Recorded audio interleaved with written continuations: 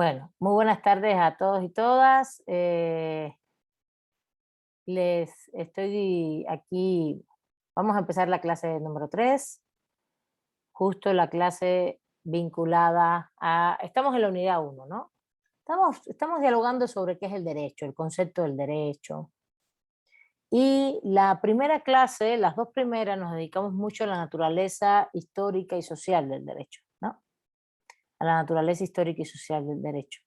Y ahora vamos a pasar al tema 2, que sería este punto que incluso les dije a ustedes que lo iba a dejar para, en la clase pasada dije, vamos a abordar este punto ahora, que es el punto de cómo nosotros percibimos la diferencia entre los sistemas, entre los sistemas como tal, ¿no? Los sistemas jurídicos. Espérense un momentito, ¿me escuchan bien? Sí, Hola. profesora. Sí, sí, se Sí, escucha. profesora, ¿todo bien? Ok, Sí, profesora. bien, entonces. Bueno, déjenme, voy a... La diferencia entre los diferentes sistemas normativos. No hay un solo sistema normativo en que rige en la sociedad, sino hay varios sistemas normativos. Estos varios sistemas normativos implican, evidentemente, que existen, que en la sociedad se rige por normas, por muchas normas, no solo por las normas que nosotros concebimos a partir a partir del derecho en sí, sino que hay varios sistemas normativos, entre ellos las morales, las normas morales, la moralidad en general, la religiosidad, por ejemplo, lo religioso. Son sistemas que también regulan las conductas. No solamente el jurídico regula conductas, acuérdense que al final dijimos, el derecho regula conductas, no es un tema de control solamente, sino nos dice en esos tonos de incluso sobrevivencia, como del ser humano como ser social. El ser humano es un ser social, todo eso lo vimos en las dos clases anteriores. El ser humano es un ser social por varias razones, no solamente es un ser social desde el punto de vista, se convierte en social porque es un ser naturalmente, biológicamente mamífero, en tanto mamífero es gregario, en tanto gregario sobrevive en el grupo, en la manada, ¿no? Es un hecho. No puede sobrevivir solo, lo hablamos un poquito las dos clases pasadas, esta cosa de que, por ejemplo, hay evidencias de lo gregario y de la sensibilidad humana cuando una persona, eh, hay evidencias de que una persona fue cuidada. Por ejemplo, en una tumba, una persona tiene partida una pierna y esa pierna, ese hueso está restaurado, es decir, esa persona fue cuidada y el hueso se soldó de una manera cuidada, ¿no? Y eso te das cuenta, porque si no te cuidan no puedes sobrevivir, y entonces ahí te das cuenta, ya hay un sentido de sensibilidad, ¿no? Entonces ahí hay un ser humano que es gregario, es mamífero y que empieza a tener una noción de cuidados mutuos, ¿no? Entre unos y otros. Y eso nos distingue entre los animales mamíferos y los seres humanos. Esas políticas de cuidado, ese nivel de sensibilidad, ese nivel que tiene mucho que ver con la racionalidad, con la creatividad y la sensibilidad que tiene el ser humano. Entonces, en ese sentido de sobrevivencia y de la vida del ser humano, convivimos, ¿no? Vamos conviviendo, vamos generando un espacio de convivencia y no solamente sobrevivimos para vivir y punto, sino vivimos para algo. Y ahí entra de nuevo este factor, o que ya hemos mencionado, que a mí me gusta mucho hablar de un tema que no, creo que no se los mencioné la clase pasada, se llama sentir, pensar y crear. Porque no solo es que pensamos, no solo es que somos racionales, sino somos sentipensantes. Este es un término muy actual, muy crítico. Yo se lo recomiendo, sentipensar. Sentipensar. Vamos a usar un poquito el pizarrón para que lo vean. Díganme cuando lo vean, si ya lo ven. Ya se ve. Ya, Hasta profe. Lucas. profesora. Perfecto. Ser Y es humano,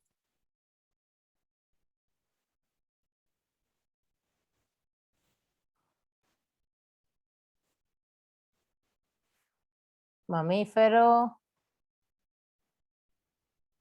eh, gregario,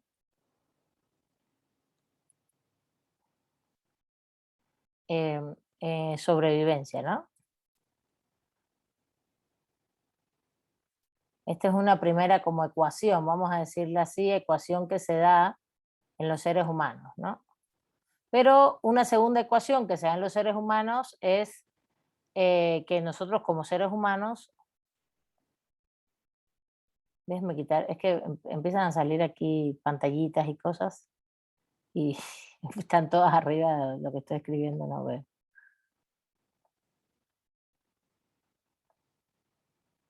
Ya estoy ya con limpieza para hablar acá.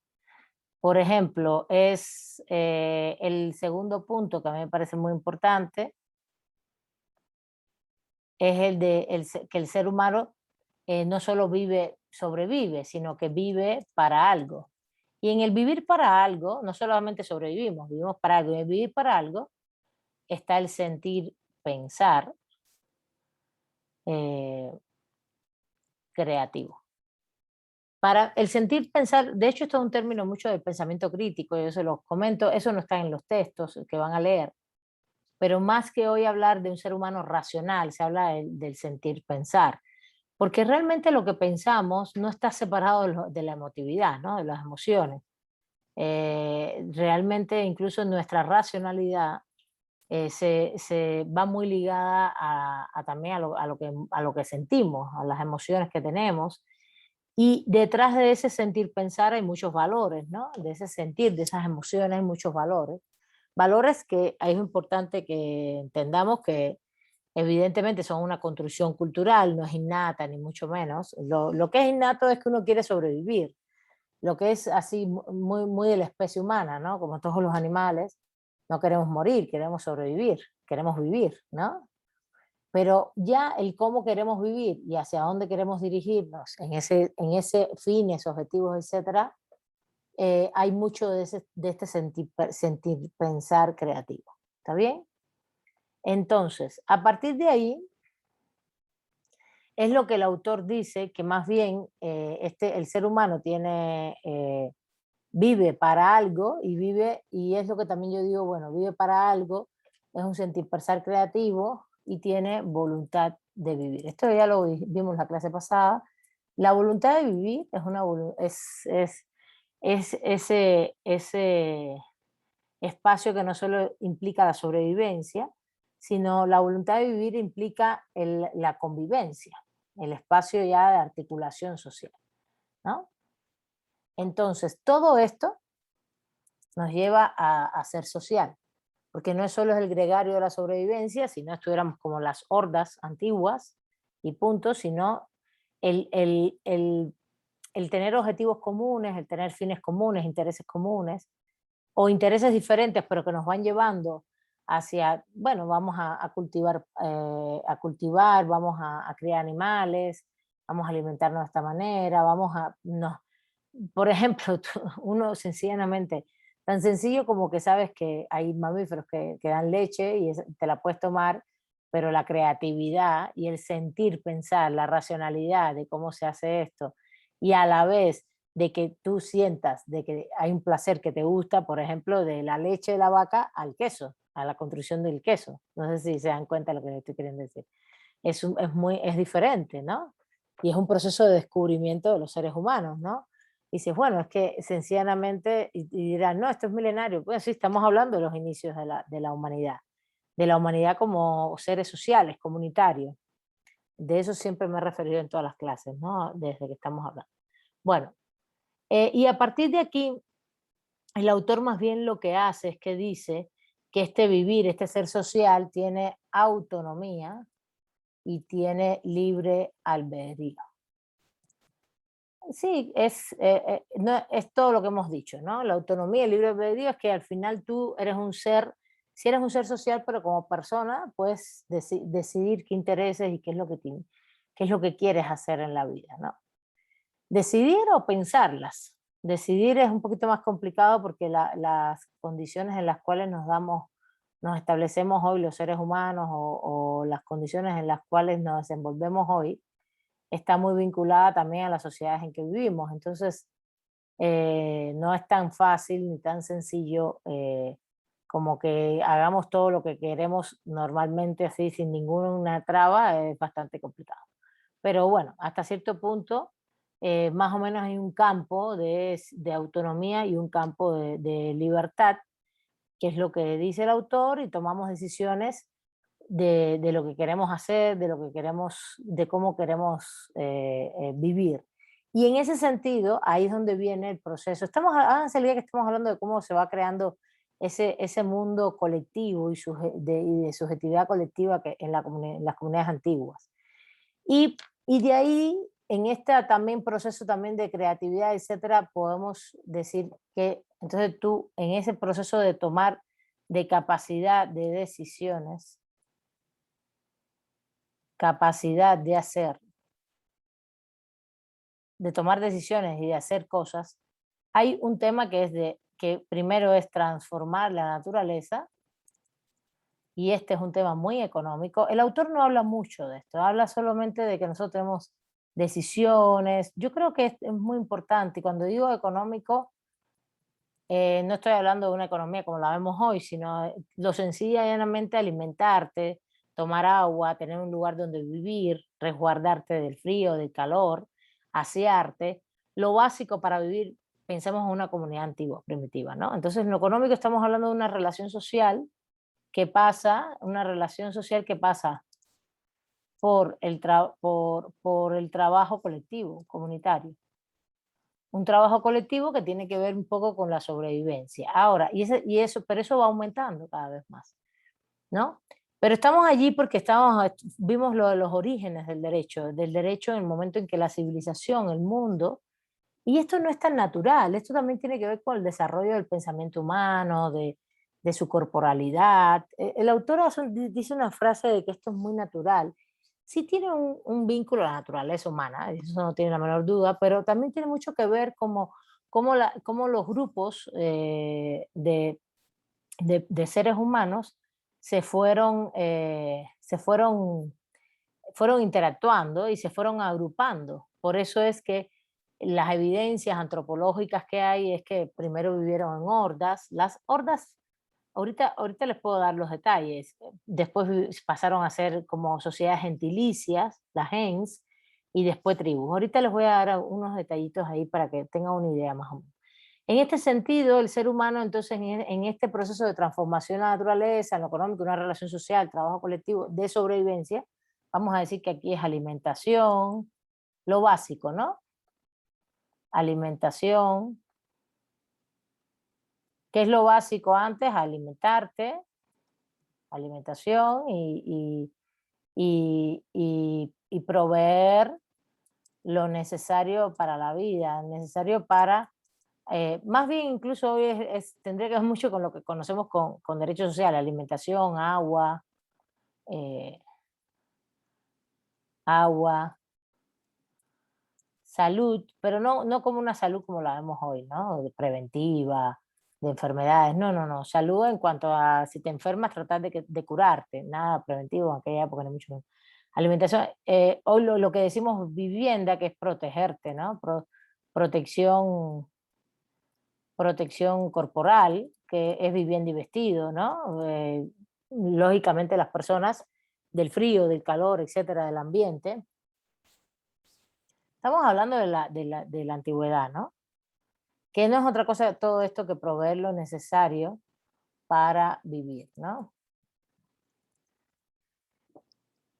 Pero aquí también hay otro aspecto que no es tan básico, que sería transformar la naturaleza, lo económico, sino que también tiene que ver con la cultura.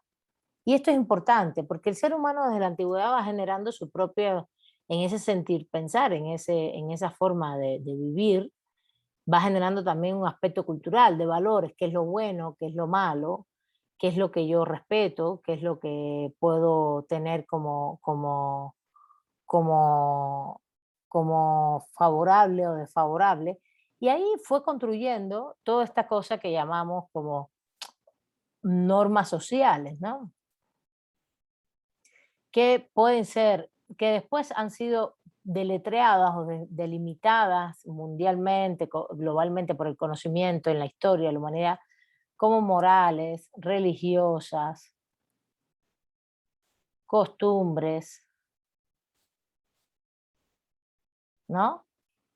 Y en ese sentido, evidentemente, y también aquí viene un proceso mucho de creatividad, porque el tema cultural implica ocio e implicó ya un estadio en el cual ya los grupos comunitarios estos de primitivos empezaban a hacer, por ejemplo, pictografías o hacían juegos, ¿no? Iban inventando una serie de elementos con la creatividad, con el sentir pensar, una serie de elementos que tendrían que ver con sus propias formas de vida, ¿no? Desde el punto de vista de, por ejemplo, siempre el ser humano estuvo muy encandilado, vamos a decirlo así, por lo decirlo de una manera, o más bien asombrado de la fuerza de la naturaleza, ¿no? De la fuerza de la naturaleza. Y entonces por eso la naturaleza se vuelve siempre un símbolo para el ser humano, el agua, la luz, el sol, la luna, como grandes símbolos para el ser humano, símbolos que tienen que ver con lo que ellos festejan o lo que nosotros festejábamos en esa época. Y se vuelven grandes símbolos. Y entonces el tema cultural se llena de normativas, sí, pero no es de normas en sí, sino, vamos a poner aquí, de símbolos, se crean juegos, en los juegos hay reglas, se crean elementos de ocio, como ya había puesto aquí, o el ocio, vamos a ponerlo aquí arriba. Elementos de ocio, ¿qué es? El tema de las pictografías o el tema de los juegos mismos, y los símbolos tienen que ver con las festividades, generar la fiesta. La fiesta es una característica del ser humano de siempre, pero la fiesta depende en cada época, en cada contexto está asociada a algo, puede estar asociada. Hoy por ejemplo, ¿cuál es la fiesta que más ustedes asocian así, que se festeja hoy? ¿Cuál es la fiesta que no falta hoy, por ejemplo? No estoy hablando de lo social, estoy hablando de lo personal. ¿Cuál es la fiesta que ustedes 15 nunca de dejan de septiembre festejar? aquí es más, el que se aproxima, ¿no? ¿Cuál es? No escucho. Levanten la mano porque no los veo. Estoy aquí compartiendo pantalla. No los veo. 15 de septiembre. Esa es social, y esa tiene que ver con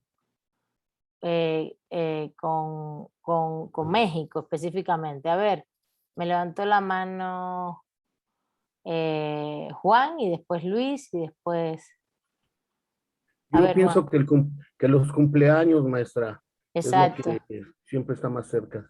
Sí, los cumpleaños, ¿no? Eso nunca se dejan de festejar. Yo creo casi todos festejamos el cumpleaños, ¿no? De nuestro, el de alguien, etcétera. A ver, Hani, ¿se dice Hani? Hani, sí. Gracias. Sí, también iba a decir eso del cumpleaños, ¿no?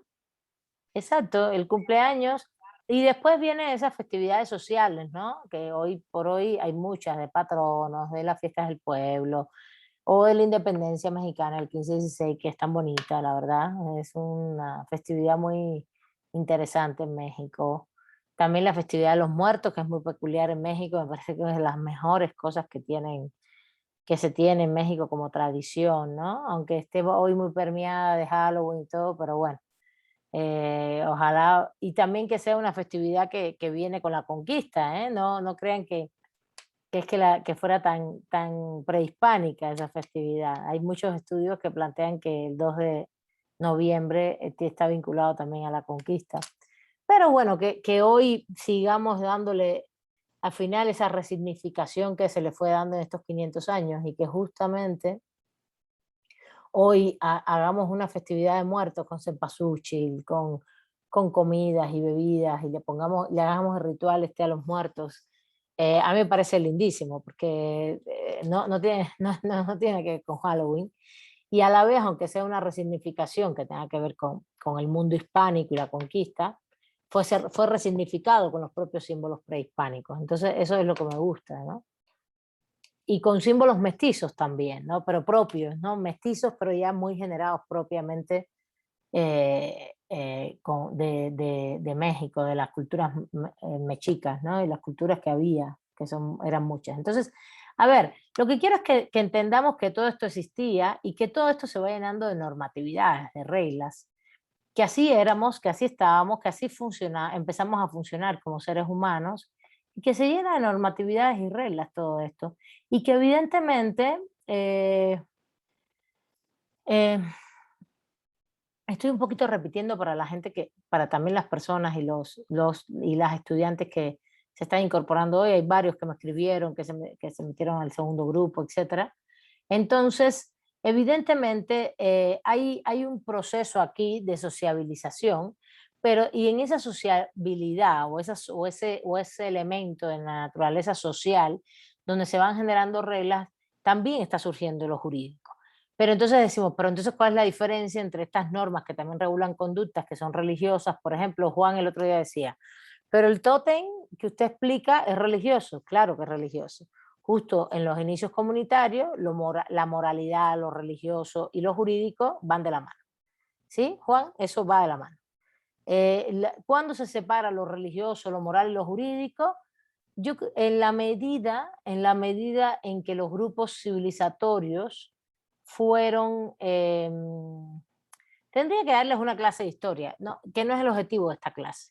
Pero si tú vas a la Grecia, a Egipto, al Egipto antiguo, faraónico, las normas religiosas y las normas morales, lo moral es lo bueno y lo malo, lo que la colectividad cree que está bien o no está bien hacer en una sociedad. ¿Está bien? ¿Sí se entiende eso? Lo moral es lo que una sociedad, una comunidad específica dice, esto es lo que debemos hacer y esto es lo que no debemos hacer, ¿no? Y esto se ve bien y esto no se ve bien. Y lo moral puede ser personal, individual o puede ser colectivo.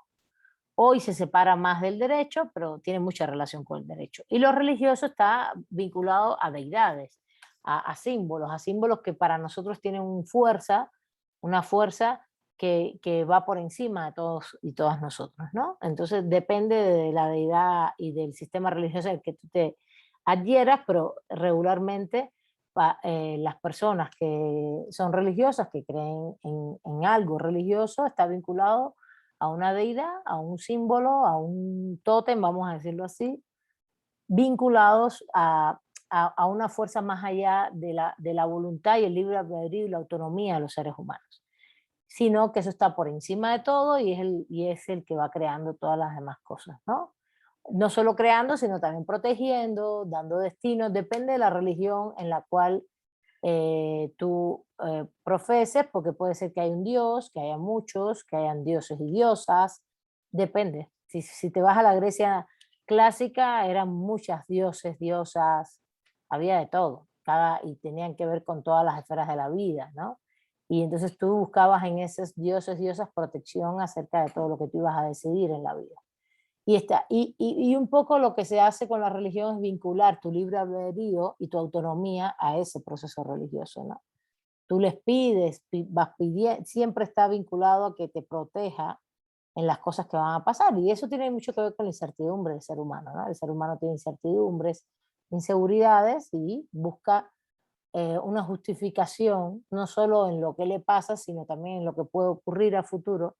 Busca siempre un resguardo, ¿no? En algo, en alguien, en determinados factores. Pero entonces, a ver, pero volvemos a este punto. ¿Qué es lo que va a pasar justamente?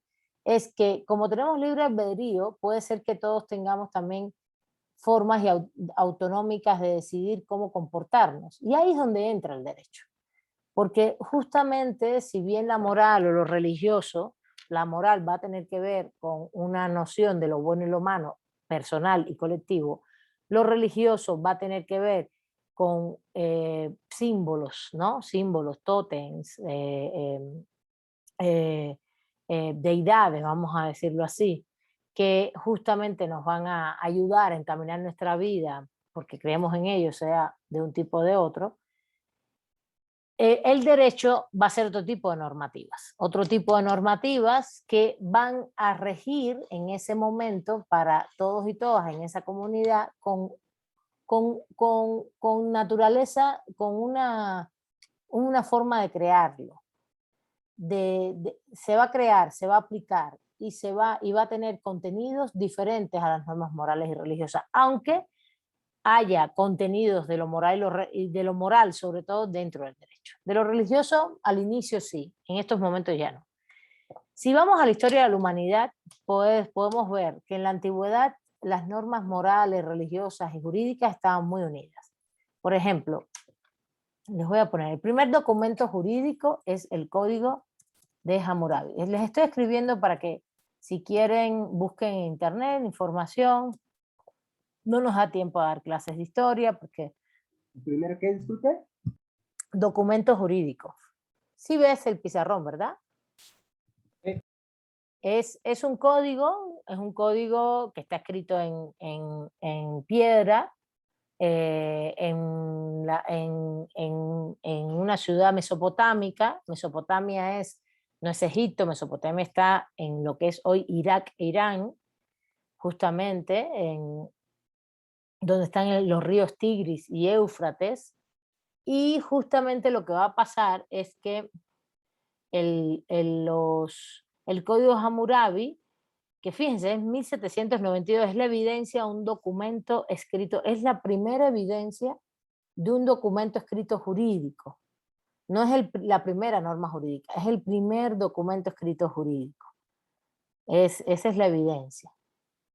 Y es muy interesante porque cuando tú lo lees, son normas religiosas, morales y jurídicas todas juntas. Y lo mismo tiene cosas penales, que cosas de familia, que cosas de sucesiones, que cuestiones de guerra, que cuestiones de convivencia, que cuestiones de los dioses, tiene de todo, tiene muchas cosas. Por ejemplo, un precepto del Código Hammurabi es que las personas deben, y esto es muy moral, porque te dice que deben, no te están obligando, ayudar a la viuda, al huérfano, al pobre, al extranjero. Fíjense todo lo que dice, qué cosa más interesante. Una cosa que hoy nosotros diríamos que habría que ayudar a las personas vulnerables, desvalidas, ¿no? Sobre todo al vulnerable, a la persona que siempre en una sociedad está en un estado de riesgo, de vulnerabilidad frente a otros y otras. Y esto es muy, muy importante, muy peculiar, porque justo el Código Hammurabi lo plantea como una norma moral, y la sanción no era una sanción penal, ni mucho menos, pero si tú en la vida no habías hecho acciones buenas, porque así eran consideradas buenas, como ayudar a extranjeros, a huérfanos, a viudas, a personas pobres, que lo dicen con otras palabras, no usan el término pobre, pero sí me acuerdo la viuda, el huérfano, el, el extranjero, pero no le llaman extranjeros tampoco, a ver si me acuerdo, porque... Y justamente si haces esas acciones, cuando mueras, fíjense dónde está la sanción acá, cuando mueras no tendrás que no reencarnarás. Uno de los grandes mitos del mundo antiguo era en Egipto, en Mesopotamia, famoso, incluso está muy claro en Egipto el mito de Osiris, pero uno de los grandes elementos del mundo antiguo era el que ibas a reencarnar una vez que hubieras muerto. Y eso era como un castigo. Reencarnar era un castigo. Era un castigo. Por eso es que también les comento esto, porque como que es interesante, ¿no? Es muy interesante.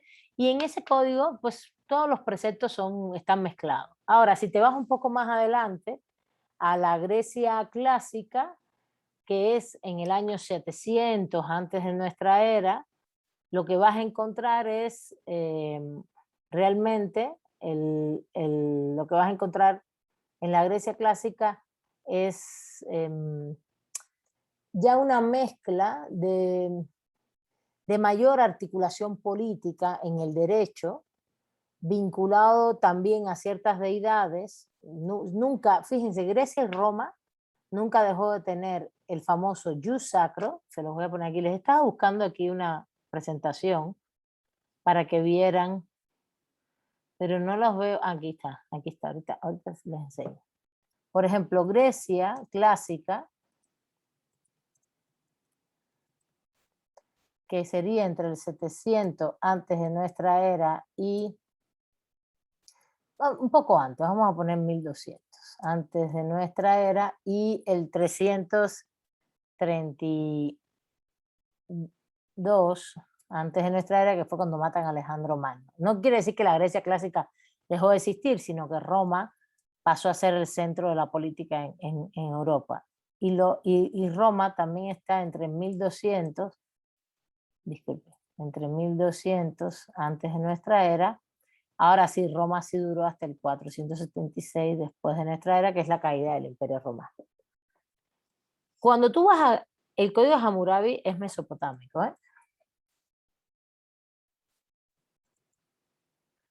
Cuando tú vas a la Grecia clásica y a Roma, lo que vas a encontrar es 3 tipos de derecho, por ejemplo, el jus sacro, el jus naturale, el jus positivo. ¿Qué es? Pues el derecho sacro, el derecho religioso, un derecho natural y un derecho positivo. Y ya ellos ya están pensando, ya tienen claro que hay varios tipos de derecho y el jus sacro tiene un fundamento completamente místico, ¿no? De hecho, en Roma los sacerdotes hacían como ritos en algún día de la semana, soltaban palomas, etcétera, y entonces decían si se debería hacer tal cosa por el Senado o no, u otra. Como que mezclaban estas cosas, por un lado, construir un derecho positivo impresionante, instituciones que llegaron hasta hoy en la humanidad, como son los contratos, las obligaciones, etcétera, que ese es el jus positivo. También tenían el jus gentium, los romanos tenían otra cosa que se llamaba el jus gentium, que es el derecho de los extranjeros, el jus gentium. Pero esos son los romanos. Los griegos tenían jus sacro, jus naturale y derecho positivo. Positivo, que lo estoy poniendo un poco en latín, pero es derecho religioso, derecho natural, derecho positivo, derecho de gentes, derecho de personas. ¿Está bien? ¿Y de qué estamos hablando eso en Roma? Pues justamente de que la religión no estuvo separada del derecho, incluso en el momento más cumbre del derecho en la antigüedad, que es la Roma republicana, que más bien sería la Roma republicana es a partir de los años, sobre todo a partir de los años 300, cuando cae ya Grecia, cuando la Grecia clásica deja de ser el centro, Roma pasa a ser el centro. ¿Sí se entiende esto? Para que vean un poco cómo el autor da pocos elementos históricos y por eso quiero darles un poquito en clase, ¿no? Y esto no estaba separado, estaba lleno de valores, de moralidad, de temas religiosos. Y ya en el mundo medieval, a ver Juan, adelante, te doy la palabra, aquí lo estoy viendo. Maestra, entonces lo que usted nos quiere decir es que cuando surgen las normas jurídicas. Exacto, para allá voy. Ah, muy bien, adelante, sigue hablando. Estoy entendiendo o sea, que tanto todos los de una comunidad tenemos normas sociales, normas morales, pero cuando ya se vuelven, pero todos tenemos diferencias.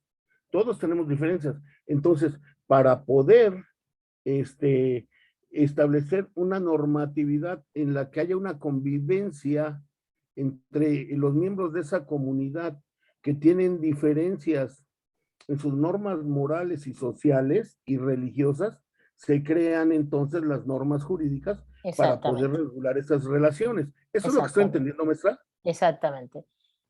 Lo que quiero decir es que justamente eso históricamente les está dando los elementos históricos para después llegar al momento en que justamente esto se empieza a separar mucho más.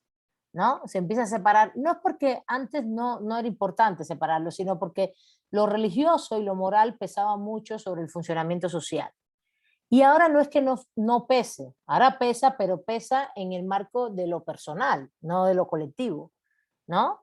Porque además, si vamos al medioevo europeo, antes de la modernidad, al medioevo europeo, lo que se los estoy dando como historia, les estoy dando los fundamentos históricos, Juan, para que entendamos, en el medioevo europeo, ¿cómo tenemos el derecho? Es un derecho súper disperso, atomizado. Atomizado se llama porque hay derecho en los señoríos feudales, por ejemplo. Si Juan es un señor feudal y tiene un territorio con un grupo de siervos, vasallos, incluso esos siervos y vasallos constituyen para Juan un pequeño ejército y se une a otro señor feudal que es Ignacio, por ejemplo, ¿no? Y así tienen lo mismo, ellos crean su propio derecho, ellos generan sus propias normas jurídicas. Claro, el medioevo europeo, que solo funcionó en el centro de Europa, en la Europa continental y en Inglaterra también, lo que es, digo, continental y la isla de Inglaterra, y lo que es Inglaterra o el Reino Unido, estos tenían mucha influencia de todo esto de Roma, de todo esto que puse aquí de Roma, toda influencia.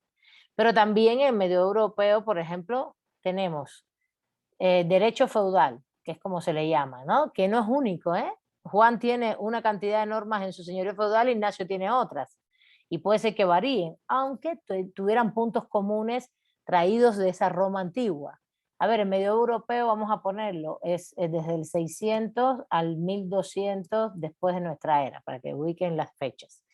Pero tenemos derecho feudal, pero también tenemos el derecho canónico, ¿no? Canónico, el de la iglesia.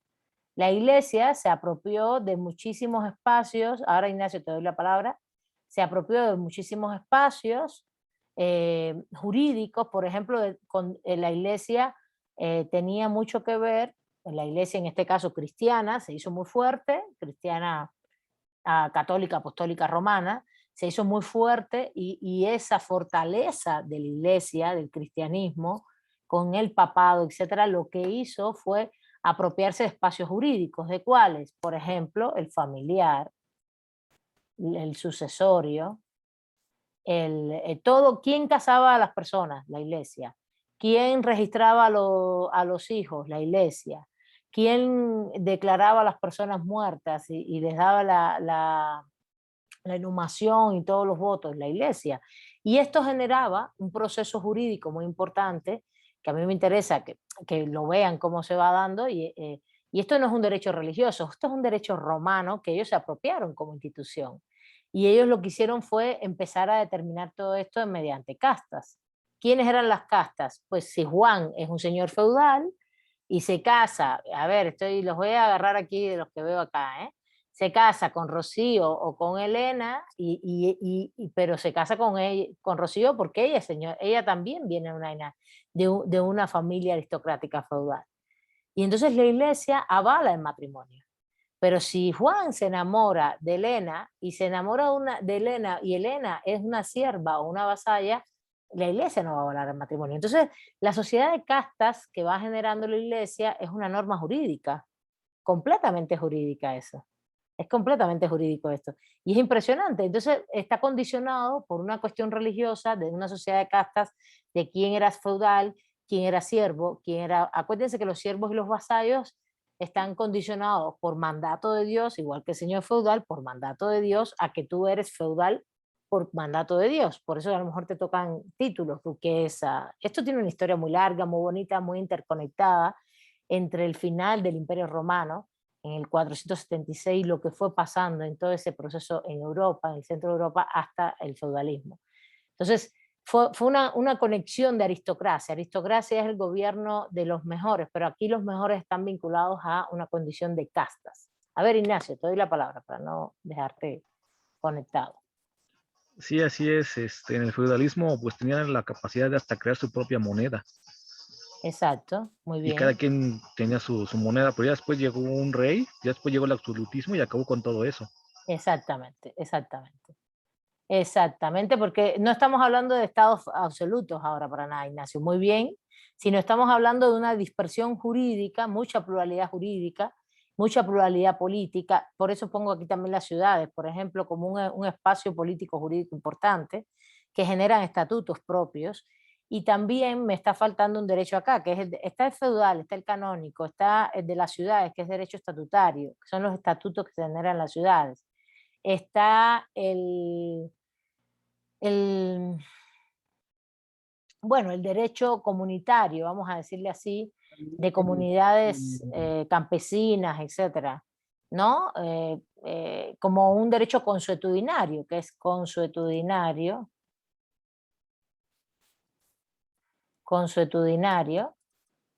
todos esos derechos conviven a la vez en el medioevo, ¿no? Y todo esto está lleno de religiosidad y de moralidad, y está muy disperso acá.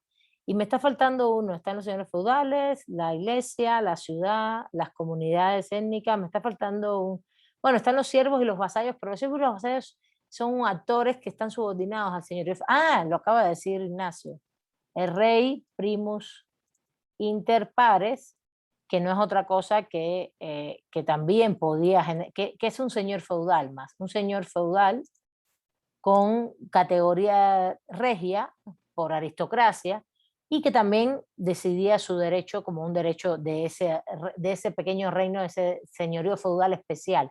Este es el que se convierte, este es el que va tomando fuerza y se convierte en absoluto. Pero ya, ¿para qué fechas estamos hablando? Estamos hablando para 1400, justamente, mucho después. El Estado absolutista, el primer Estado absolutista moderno es el Estado español. El reino de Castilla y Aragón. No sé si han visto, ¿les gustan las series? ¿Les gustan las series? Hay una serie que se llama Isabel, que es justamente todo ese devenir del reino de Castilla y Aragón. Isabel es la reina y ella es la reina de Castilla, y de Aragón es Fernando, su esposo. Y bueno, estos fueron los que auspiciaron la conquista de América. Pero justamente es el Estado español, ese Estado español, ese rey, que no es Estado, esto es un Estado, vamos a ponerlo así, absolutista, porque no se ve, absolutista. Es un Estado, es lo que hoy se considera, después que se unió más a España, porque ahí metieron Cataluña, metieron País Vasco, que no pertenecía al reino español, El reino español realmente era el reino de Castilla y Aragón, el reino español, que es más bien toda la zona de lo que se considera hoy el centro de España, hacia el sur, todo hasta Valencia, Aragón, Zaragoza, todo eso, y Cataluña y País Vasco, que hoy siguen disputando su independencia y no les gusta para nada ser parte del Estado español, pues ellos, acuérdense que Cataluña está al sur, bueno, al norte de España, pegado a Francia, igual que el País Vasco al norte pegado a Francia. Y en el centro está Zaragoza, que eso es parte del Reino de Aragón. Pero justamente lo que estoy comentando es que ellos para nada tenían que ver con ellos. Y el norte de España, el Cantábrico, estaba lleno de vikingos, de comunidades vikingas, que tampoco tenía que ver con... Y ellos fueron conquistando esos espacios. Pero el Estado absolutista surge en esta época y surge a mediados de 1400. A ver, Luis, adelante. Sí, profesora, de hecho, también tengo una duda. En el medioevo europeo también se empezó a poner lo que fueron el derecho mercantil o aduanal, ¿no? Para dar como se podría decir que validez a toda la mercancía que va entrando, ¿no? Y a la clase social que se le va otorgando también ese tipo de mercancía, ¿no? Está bueno lo que plantea Luis para poner la parte económica acá, que no lo hemos puesto, no lo he querido decir, porque realmente le estaba dando unas nociones y ya llevo 20 minutos hablando de historia. Pero es en el 1200. 1200 justamente es, si buscan los datos históricos, 1200 es cuando comienza la Ruta de la Seda. Y en la Ruta de la Seda es cuando se empiezan a dar, Luis, todo este proceso de elementos mercantiles, de movimiento. A ver, siempre ha habido rutas comerciales y todo, ¿no? Empezando por los fenicios. ¿Se imaginan si el Código Hammurabi es mesopotámico? En esa época también ya estaban los fenicios, había rutas mercantiles. y derecho comercial, instituciones de derecho comercial las construyeron, se construyeron en Roma también, ¿no? Obligaciones, todo esto. Pero esto que está hablando Luis específicamente, no es exactamente en el medioevo, Luis. Medioevo las personas más bien cruzaban los espacios, pero eran pocas personas. La ruta de la seda es la que es una ruta que se va construyendo de la China, desde los mundos asiáticos hacia el mundo occidental. Y es una ruta justamente de comercio. Estoy de acuerdo contigo, de comercio, pero es alrededor de 1200. Busca los datos, ahí está. El tema de Marco Polo y eso no es literatura, juvenil, es real. Es todo el tema de Gengis Khan, de todos los grandes emperadores mongoles, vinculados incluso a conquistas a China, y todo lo que se iba produciendo en estos espacios eran producciones donde había productos naturales, frutas, alimentos, animales, e incluso cosas que ellos habían generado por su propia creatividad, que no existían en el mundo occidental, y así viceversa, y se fue intercambiando. Por eso el tema de las especies, por ejemplo, y todo lo que venía de la India, de China, la porcelana, todo esto es fundamental. Esto va metiéndose, pero es justamente en 1100, 1200, cuando va cayendo el medioevo, Luis, justo cuando va cayendo el medioevo. El medioevo europeo no se caracteriza por eso, se caracteriza por una época en la cual lo que prima es este mundo más bien de dominación a partir de la iglesia y las cruzadas. Ahí sí hubo guerras, hubo cruzadas, guerras por si dominaba más la iglesia o no, el papado, regresar al imperio romano, todo esto primó, es como una época, a ver, no es una época horrible, en esa época se dieron pensamientos muy importantes para el para el derecho natural, como es en los años 600 San Agustín, en el año 1100 Santo Tomás de Aquino, con unos tratados impresionantes sobre política y derecho y todo esto, vinculados a la voluntad de Dios. Es la época del justnaturalismo escolástico, ¿no? El justnaturalismo católico, pero les estoy dando mucha información. Vamos a este punto. El tema comercial evidentemente tiene un decursar un poquito después, justamente cuando los mundos asiáticos y los mundos occidentales se empiezan a encontrar en función del comercio y la mercancía. Y ahí es cuando empieza todo ese proceso comercial, que tiene mucha base y se van generando instituciones, pero esas instituciones muchas se habían creado en Roma ya, porque los romanos sí habían caminado por todo el mundo conocido, hasta el oriente, no hasta el oriente China, pero sí justo hasta el Indo y el Ganges. Si ustedes leen historia, Alejandro Magno, que es el que muere en este momento, que aquí, en este año, cuando la Grecia clásica muere, y justo lo que viene después, que Roma, con todos sus emperadores intentando conquistar lo que ellos dijeron que era el mundo conocido, lo que hacen es llegar siempre a la ribera del Indo. El Indo es el río de la India. Hasta ahí llegan siempre. Y Mongolia arriba, no más para allá. Entonces, sí conocían, sí podía haber intercambios de cosas por el Medio Oriente, pero el mundo de la ruta de la seda empieza en esta época. Y ahí empieza todo el tema mercantil. Y esto provoca justamente lo que viene ahora, la modernidad. La modernidad en la historia de América Latina, en la filosofía latinoamericana actual, en toda la historia, se concibe como un parteaguas a partir del siglo XVI. Estamos hablando de 1500. ¿Está bien? ¿Con qué? La conquista de América es fundamental. Salir a conquistar. ¿Y quiénes hicieron esto? Pues este Estado, justamente. El Estado absolutista español, de Castilla y Aragón. Y es justamente el proceso que genera un parteaguas en la historia, porque justo lo que dijo Luis es muy importante, porque la ruta de la seda nos generó comercio y líneas de mercantiles y un cierto desarrollo de esto que provocó que para esta fecha, junto con la conquista de América, junto con la revolución científica, ya les estoy dando todo un decursar histórico para que tengan los datos, ¿no? Junto con la revolución científica de esta época, que aquí estamos hablando de Galileo, por ejemplo, de Copérnico, ¿no? Los descubrimientos científicos del mundo, de de empezar a descubrir cómo podemos dominar la naturaleza científicamente, ¿no? Cómo la podemos controlar, transformar, dominar. Y junto con la conquista de América, la revolución científica, el renacimiento desde el punto de vista cultural e ideológico, que implicó y la reforma protestante, todo esto implicó una separación y quitarle fuerza a la iglesia, quitarle fuerza a la iglesia. Provocó un parteaguas. La modernidad es un periodo histórico que es un parteaguas en la humanidad, y el derecho poco a poco va cambiando. El derecho deja de ser esta mezcla de un derecho vinculado a la iglesia, canónico, vinculado a temas religiosos, a temas morales, todo el medioevo, el derecho natural muy vinculado a lo moral, a lo religioso. Y ahora se empieza a pensar un derecho, a ver, esto no ocurre en el siglo XVI exactamente, va ocurriendo paulatinamente, siglo XVI, XVII, XVIII, se empieza a pensar en un derecho más fundado en la razón.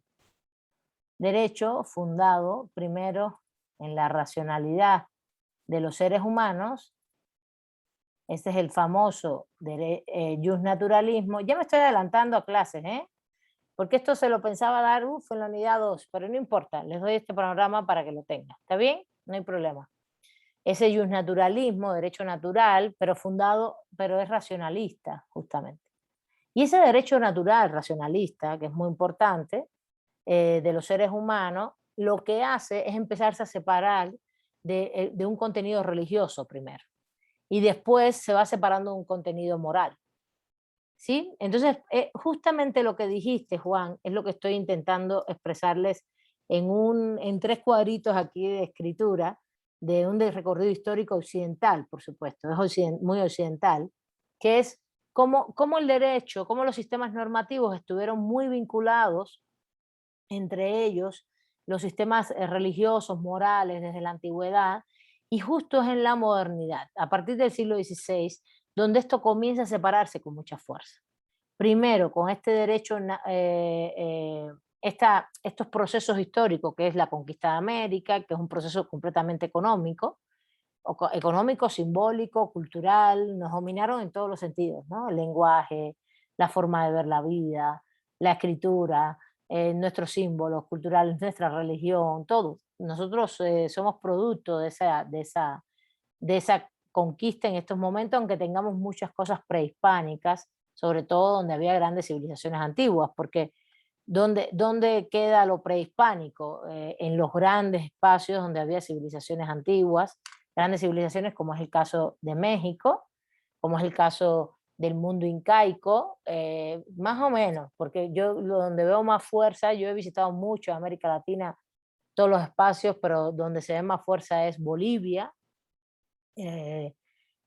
algunas zonas de Ecuador, algunas zonas de Ecuador, por ahí de Paraguay alrededor, Bolivia, Paraguay, Brasil, disculpe, zonas alrededor del Amazonas, pero como estados, el norte de Chile, en Argentina no queda nada, la verdad. Sí había en el norte, en la frontera de Bolivia con Argentina y Chile, ahí hay una frontera que estaba llena de grupos étnicos, pero en Argentina no queda nada. Donde hay es en Chile y en Bolivia, grupos étnicos, grupos originarios, pero de los países que más grupos originarios tienen es Bolivia, en América Latina, el 80% de la población. Está el caso mexicano y Centroamérica como tal, aunque estemos muy mestizos, y están esas zonas, como les decía, de la Amazonía.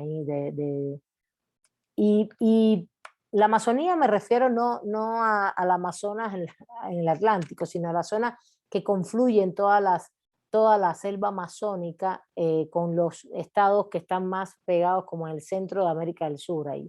Ahí hay mucho pueblo originario. Y es muy importante, pueblos originarios, pueblos indígenas, y es muy importante que tengamos en cuenta que la conquista fue una conquista y que puede haber muchos debates ahora por el 500 aniversario, y me mandaron un artículo de un español atroz.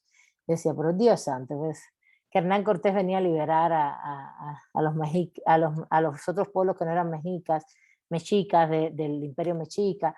A ver, ellos vinieron a conquistar, ellos venían a conquistar, y esta noción de conquista del Estado absolutista del Reino Español de Castilla y Aragón, de Isabel de Castilla y de Fernando de Aragón, es una noción que está vinculada al comercio, a la ruta de la seda del comercio de las líneas mercantiles. El hecho de que vinieran hacia acá, vinieron buscando rutas comerciales para ir hacia el mundo oriental. Y venían con la idea de espacios, de apropiación, de recursos. Eso estaba clarísimo en todos ellos. Eso estaba clarísimo. No sabían que se iban... No, ellos iban buscando las Indias, ¿no? Las famosas Indias occidentales, pero las que ellos después le llamaron Indias occidentales, pero iban buscando las Indias, iban buscando rutas con respecto... A ver, todo esto tiene que ver con que se les cerró la ruta por el centro, por el mundo medio oriental, porque los turcos conquistaron lo que es hoy Turquía, que era el Imperio Romano Oriental, en 1453. Ese es uno de los factores fundamentales. Y se les cierran las vías para pasar al mundo oriental. ¿Por qué? Porque por arriba son grupos comunitarios eslavos, después vienen los mongoles, hay muchísimos grupos étnicos ahí por los cuales no se podía pasar hacia allá. Entonces ellos pasaban por debajo, por lo que fue el imperio persa, por donde estuvo el imperio romano oriental, que es hoy Estambul, Turquía. Y todo eso se cerró en 1453. Ese es el tema. Ese es el tema. Y entonces al cerrarse, ellos no conocen todos los espacios y lo que hacen, y al cerrarse todo el Oriente Medio, lo que hacen es dar la vuelta y decir, vamos a dar la vuelta para llegar a las Indias, a las Indias y a China y a las chinas. Y llegan a nuestros espacios continentales, pero no venían en son de paz, ni mucho menos, ¿no? Tenían muy claro que estaban viendo mundo para quedarse en esos mundos y para apropiarse, a lo mejor no de la forma tan cruenta y tan violenta que se la apropiaron, de los recursos que había en esos mundos. Y en la medida en que se da la interacción de la otra edad, que es esa interacción entre el conquistador y el conquistado, que en este caso esa noción simbólica no existe hasta que eso se empieza a construir, ¿no? Yo llego a un lugar, veo cómo es y empiezo a hacerme una idea de si los que están frente a mí son superiores o inferiores a mí. Esa es la simbología que hubo en la conquista. Y lo que ellos hicieron fue construir una simbología de superioridad respecto a los mundos nuestros prehispánicos, aunque al inicio les encantara el mundo prehispánico, el mundo azteca nuestro, mexica, los mundos, ¿no? Les encantó, sí, les fascinó, pero les fascinaba lo que teníamos. Eso está muy estudiado histórica y filosóficamente. Les fascinaban los frutos, los alimentos, les fascinaban los animales, las formas también estéticas que teníamos, que eran tan diferentes a las europeas. Les fascinaban los grandes edificios, eso sí, les parecía monumental, ¿no? Le fascinaron sistemas acueductos que teníamos, por ejemplo, que lo construyeron desde los mayas. Todo eso les fascinaba. Si ustedes van hay ciudades hoy en Italia que no tienen acueductos y son antiguas como la románica. ¿Y por qué no tienen acueductos? Porque eso se inventó acá, no lo inventaron ellos. ¿Entienden? Entonces, hoy no tienen basura, está tremendo eso, está tremendo. Hay un problema grave en Italia en algunos poblados sobre esto, porque como siguen antiguos y muy bonitos y ahora son patrimonio de la humanidad, no puedes generar acueductos ni... Entonces es un tema grave de sanidad incluso, vaya. Pero bueno, volviendo al tema, lo que quiero es que entendamos, y para ir cerrando, no pensaba darles una clase de historia, tenía todas mis cosas preparadas para seguir avanzando en la lectura, pero no importa, porque esto siempre se los tengo que dar en algún momento para que ustedes se ubiquen. Pero justo en este momento, este ámbito mercantil, comercial, que se abre por la ruta de la seda y que tiene un papel fundamental en la conquista de América para ese mundo, lo que está surgiendo es una modernidad que es completamente capitalista. Esto es importante. El capitalismo, capitalista, y el capitalismo es central en ese nuevo mundo moderno. La modernidad no es otra cosa que, la modernidad como periodo histórico es capitalista por esencia. Y genera en el derecho, para ir cerrando, a partir de estos procesos, un cambio de percepción de cómo nos vamos a relacionar y a convivir estas personas, que es lo que justo yo les decía, ¿no? Tenemos capacidad de decisiones, tenemos símbolos y justamente todos estos símbolos, toda esta creatividad, todo este sentir pensar, todo este libre albedrío, tenemos que regularlo. Aquí hay una cosa que nunca dijimos, hay que regular cómo nos vamos a comportar, regular los comportamientos. Y aquí es donde está surgiendo el derecho, aquí está surgiendo la norma las normas. Pero ¿cuándo es jurídica? ¿Cuándo son jurídicas, religiosas y morales? No, hay los sistemas normativos, y es todo lo que les he venido explicando, desde la antigüedad, esto es antigüedad, el medio europeo, la modernidad. Mientras estuvimos en la antigüedad y en el medio europeo, eran bastante mezclados los sistemas. Se podían separar un poco, pero se mezclaban. La modernidad es la que va separando con mucho más énfasis todos esos sistemas normativos, deja a un lado por completo todo lo religioso vinculado a las normas jurídicas, lo separa. Si algo pasa en la Reforma Protestante, es esto, es la separación, se separa todo lo que tuviera que ver con lo religioso, de lo que sería la condición de Estado, vamos a decirlo así. Estado visto como política, ¿no? Eso no quiere decir que no tuvieron fuerza y no siguieron operando y haciendo cosas, ¿no? Pero se separa lo suficiente, se va separando cada vez más, al punto de que el derecho se empieza a gestar desde el Estado absolutista, desde este Estado absolutista como es el Reino de Castilla y Aragón. Ah, que ellos se decían los reyes católicos, sí, sí, claro, tenían religión y toda la cosa, pero ellos eso no quiere decir que la iglesia era la que tomaba las decisiones jurídicas ni políticas, para nada, las tomaban ellos. Y esto te va generando una separación de la normatividad religiosa, diciendo, la normatividad religiosa tiene que ver con lo religioso, con lo personal, con lo individual, con la feligresía. Lo que ustedes crean en lo religioso es de cada uno de ustedes. Y el derecho empieza a vincularse más al Estado, ¿sí se entiende? Y a las comunidades, a lo social. ¿Está bien? ¿Sí? Y la moral, primero, la moral, aquí, ese derecho fundado en la racionalidad de los seres humanos, ese naturalismo racionalista, todavía tiene elementos morales. ¿Cuándo va a cambiar esto? Y con esto ahora sí, ¿cuándo va a cambiar esto bastante o mucho más de lo que estamos planteando? Justamente en el siglo XVIII al XIX, con el positivismo jurídico. Donde ahora sí lo que se va a plantear es que el derecho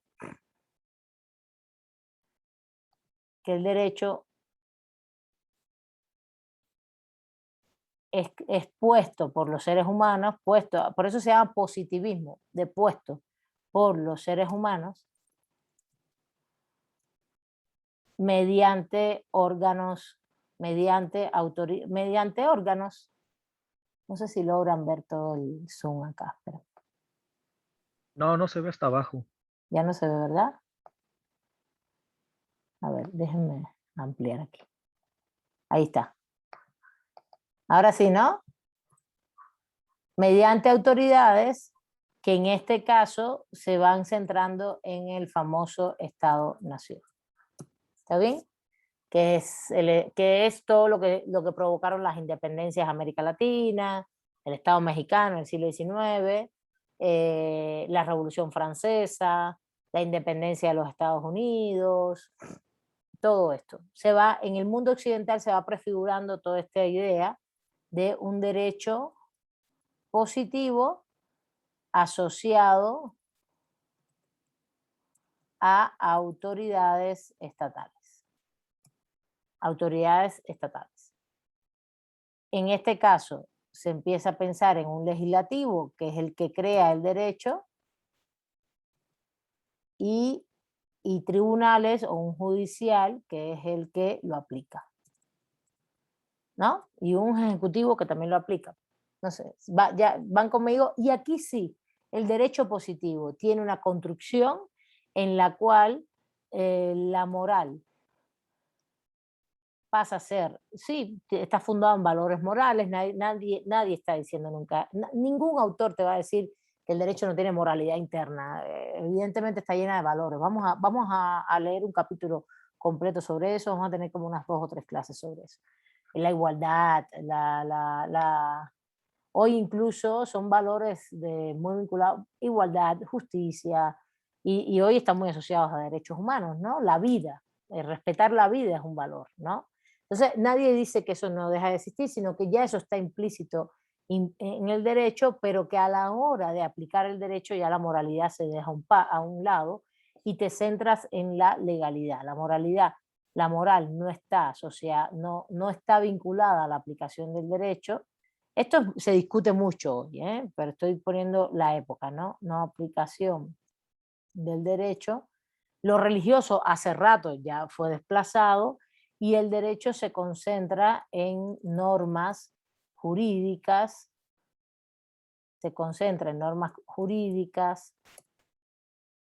reguladas por el Estado y aplicadas por él, reguladas y aplicadas por el Estado. Y ustedes dirán, ¿y la moral? Pues no, ya la moral deja de tener un papel importante en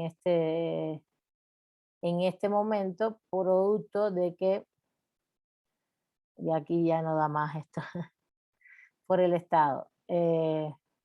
A ver si puedo hacer esto y extender un poquito acá, para que lo vean bien. Sí, ya no da más. Justamente lo que aquí está. ¿Sí lo ven, verdad? ¿Sí lo ven? Sí. ¿Todo? Bien. Bueno, lo que estoy queriendo decir es, en este proceso histórico, ven cómo los sistemas normativos, morales, religiosos, jurídicos van juntos en este mundo occidental, pues justamente es la modernidad esta capitalista, a partir del siglo XVI, que va separando estos estratos de lo religioso, primero, y después lo moral en el siglo XVIII-XIX, lo moral. Y llega un momento en que entonces el derecho lo que hace es crearse como un sistema jurídico autónomo, propio, autorreferencial, ¿no? Esas normas jurídicas ya dejan de tener ese peso de sistemas morales y religiosos. Eso no quiere decir que dentro del sistema moral y religioso, dentro del sistema jurídico y los ordenamientos jurídicos no haya cosas morales prescritas, como es el propio derecho a la vida, ¿no? El respeto a la vida es un elemento moral, ¿no? Estamos de acuerdo con el respeto a la vida. Vayan pasando lista, por favor.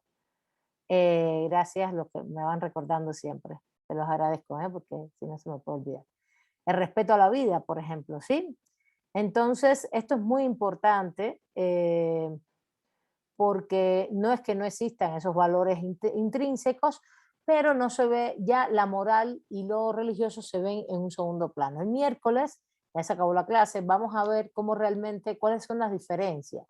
La gran diferencia tiene que ver con la coacción, con que el derecho es una norma que te obliga desde el Estado a hacer, te obliga, te prohíbe hacer cosas, te permite hacer cosas, ¿no? No te permite, realmente el derecho, y lo vamos a ver los dos grandes principios, es el derecho permite hacer cosas a las instituciones, faculta, permite a las instituciones, y a los seres humanos nos prohíbe y nos obliga a hacer cosas, ¿está bien? Nosotros podemos hacer todo lo que no está prohibido, Eso lo vamos a ver como los dos principios básicos del derecho el miércoles, y vamos a ver esos elementos que se llaman coerción. ¿Por qué es coercitivo? ¿Por qué es coactivo el derecho? ¿Y por qué la moral y los religiosos no son coactivas? Y tiene que ver con qué autoridad lo emite y qué autoridad lo aplica y cómo se aplica, qué tipo de obligatoriedad nos da y que es para todos y todas. Y eso surge en este proceso histórico de la modernidad.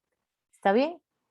Ese surge justamente en ese proceso histórico que les estoy describiendo ahí. Sobre todo en la modernidad, ¿no?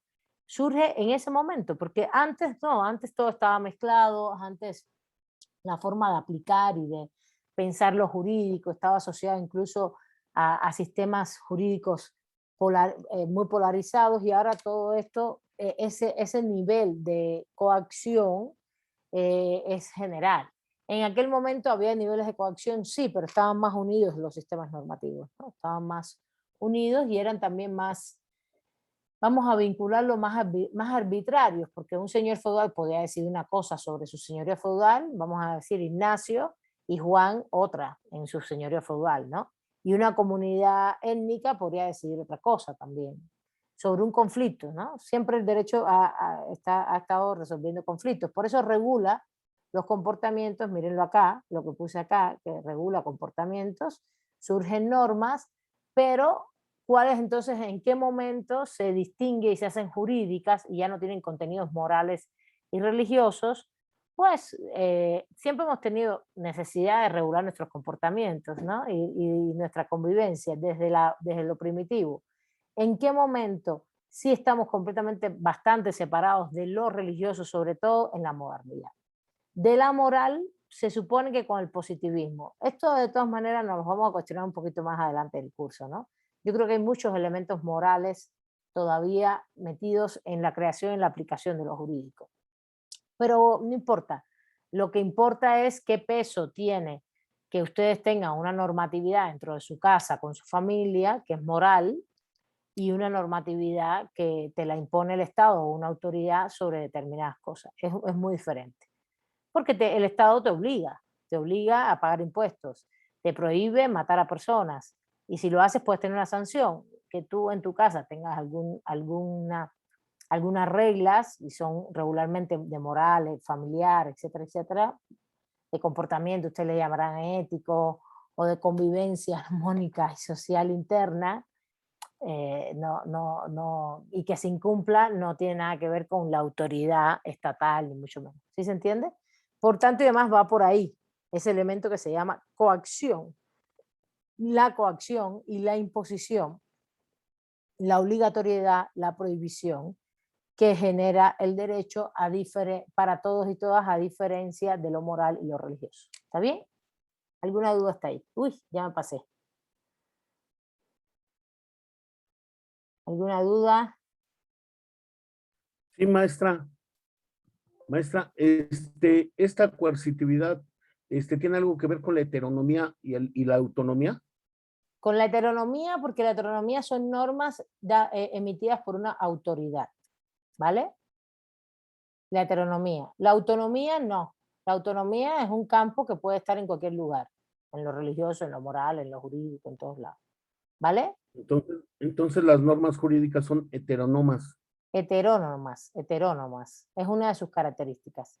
Pues ya están las lecturas puestas. Lean toda esta parte que les puse, ahí está explicado todo esto, incluso el lenguaje de las normas, todas estas características, y las vemos el miércoles, ¿vale? Y el miércoles vamos a ir ya ir directo a todo lo del lenguaje normativo, cómo es y cómo tiene esas características de coacción, imposición, obligatoriedad, ¿no? Facultad para las instituciones, y que nos obliga y nos prohíbe hacer cosas. Entonces esa es la gran diferencia, el elemento coactivo, la imposición violenta, respecto a la moralidad y a lo religioso, que bueno, te puede obligar en lo personal, pero no colectivamente ni en un espacio determinado. ¿Está bien? ¿Sí? Esa es la gran diferencia. ¿Vale? Me tengo que ir a la otra clase. Gracias, profesora. Hasta luego. Muchas gracias a ustedes. Hasta luego, profesora. Gracias. Chao, profesora. Hasta luego, profesor.